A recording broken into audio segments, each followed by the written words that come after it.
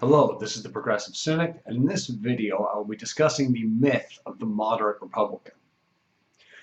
In many articles by the mainstream media, for example Newsweek, Business Insider, or the New York Times, you often hear the talk about the moderate Republicans and how they just need to control the extremist wing of their party.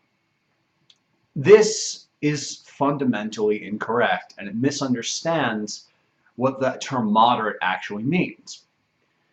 Now, I have no doubt that there are still moderate Republicans on the state and local levels.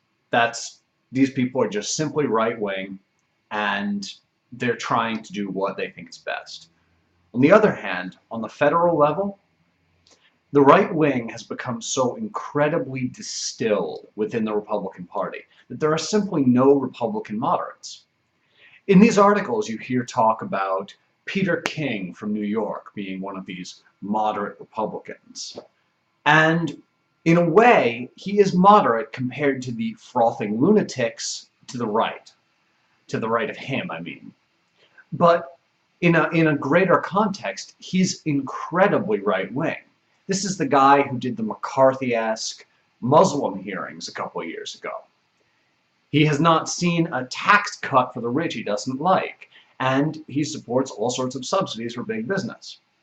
He is the definition of right-wing, and is only considered moderate by some in the media because there are people who are so much farther right that he looks moderate by comparison.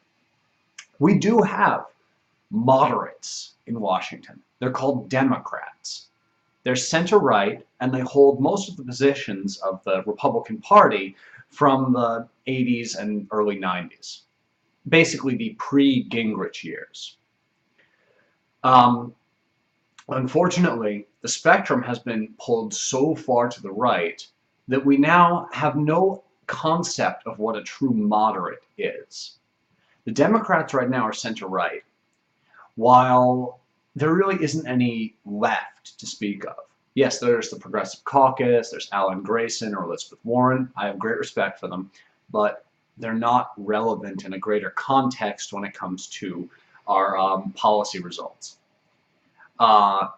They do really good speeches. They try to pull the debate back to the left, but unfortunately, the inertia is to the right, and there's really no way for these politicians to affect policy in any substantive way.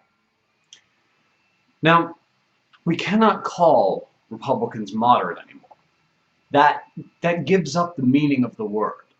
We can divide Republicans into the sane, incredibly right-wingers and the absolutely nuts, incredibly right-wingers. That's a perfectly valid differentiation. I mean, Peter King, for all his faults and extreme right-wing ideology, I don't think he's as insane as someone like Ted Cruz, and I don't think he's willing to blow up the world economy in order to get his way. It is an important differentiation, but it's not a matter of moderation.